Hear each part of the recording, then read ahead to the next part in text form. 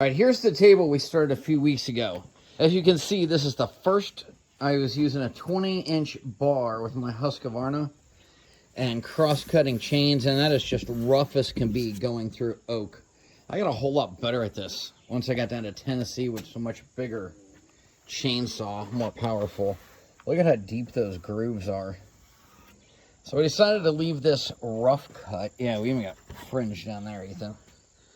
I decided to leave this rough cut, but I want my top smoother, which, conveniently, if you look, we were sort of cutting at an angle. You can see how the right side of that board is thicker than the left. So it makes the whole table shaped like a U. I think what I'm gonna do is plane off the outside edge of both of those to make it flatter, and it will be smoother. Turn that 180 degrees like that, Ethan. Like just this? Pick the whole thing up, yeah. The top. Oh. That's 90. We're gonna teach him math pretty soon. It's a good thing he can fly better than this. Okay. Yeah, we've got to figure out which side we think looks best. Okay, I took some of this edge off. I'm realizing I got to be careful not to get these big grooves in there. That's hard with this small of a hand planer. But look at the wild difference between this board, which I've planed down, and this one I haven't touched yet. Wow. This is going to be impressive. And I think all these marks from the glue and stuff, I think all that'll come out, and we'll get it smooth at the top. But let's do one more of these and see what happens.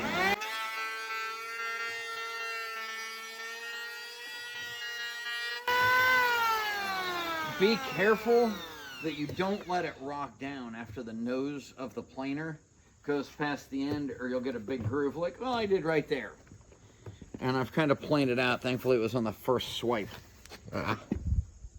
Okay. We will be back to my Ohio coffee table in just a moment. After creating a lot of sawdust, we have made that so it's almost the same width all the way across. Next time I'll be better at using the sawmill. And Devin, hi Devin. Hi. Devin got the spouting cleaned out. Thanks. Wait for this one. I'm going to work on the next. Okay, bye-bye.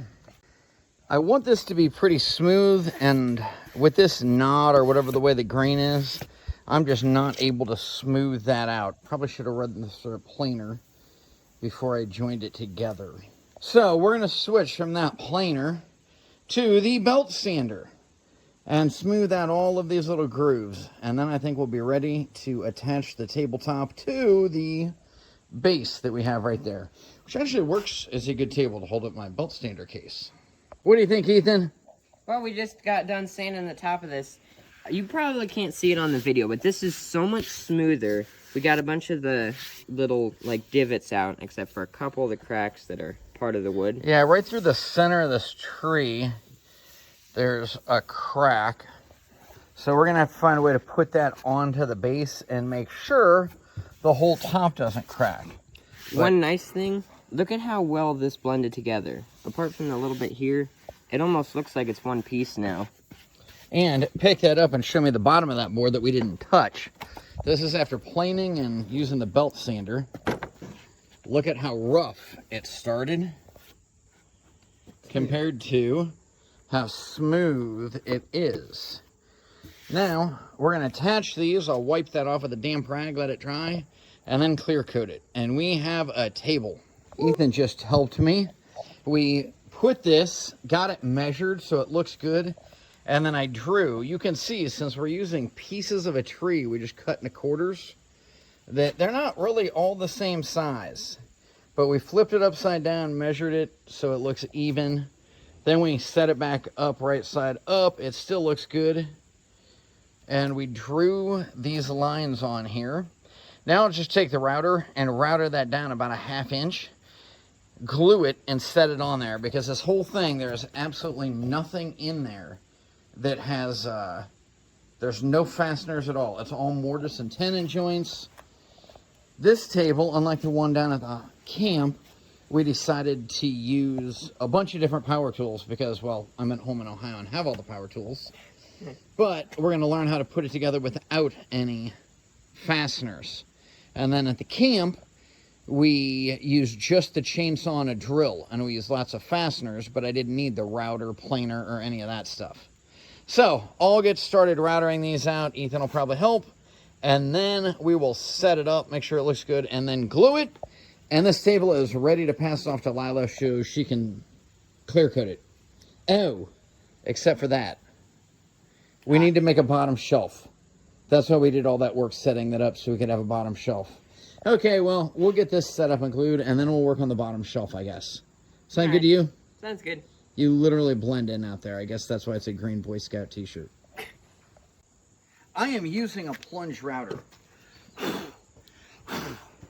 So you can kind of see here, I just, I set this depth at 1/2 inch, so I can't go below 1/2 inch.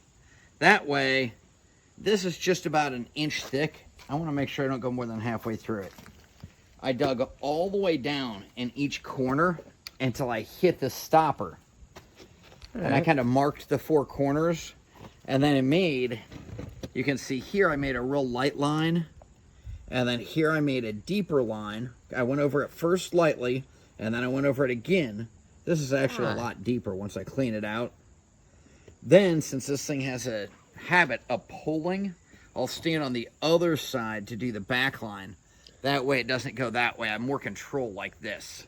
Okay.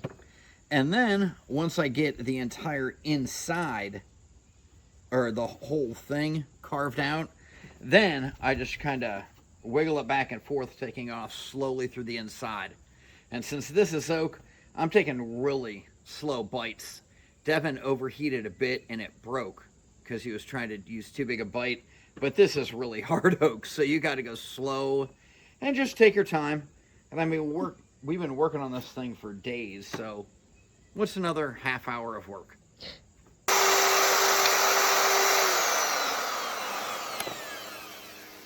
All right, and if we did a good job, which this is creating a lot of sawdust, so I had to have a kid clean it out like every 5 seconds, I think.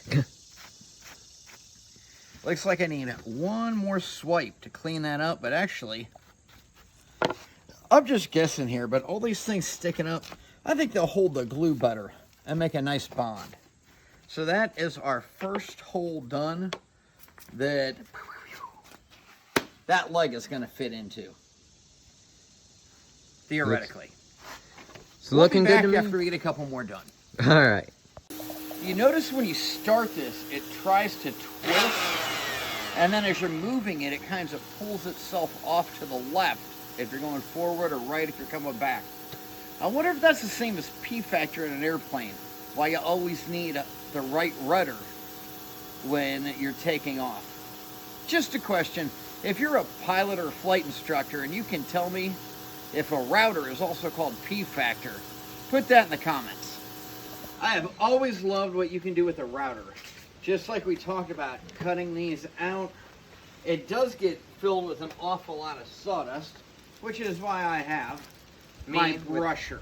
Yeah. So I just stood and cleaned this one out, and then I'd move over to this one and he'd brush it out. And then we did the same thing on the other side, but you can look, these match up. So, theoretically, which means it should work. That's the definition of that word. Devin, grab that, drop your broom. Let's flip this over and set it right on top. And it should plop right down in and only be pretty tight.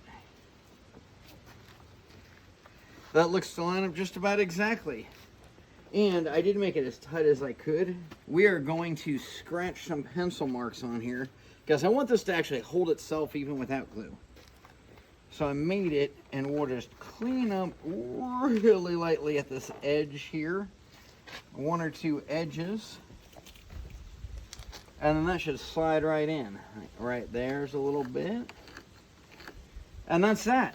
Other than that, I'm happy. You happy, Devin?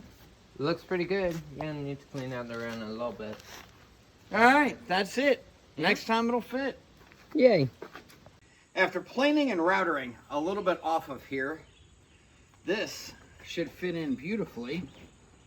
And watch it. Oh, look at that. Dropped right down in. Now we'll just fill that with glue and actually let it sit there. I think there's enough weight with this part on top. I can just sit there and dry for a few hours. And that'll be the end of what I can do today on that.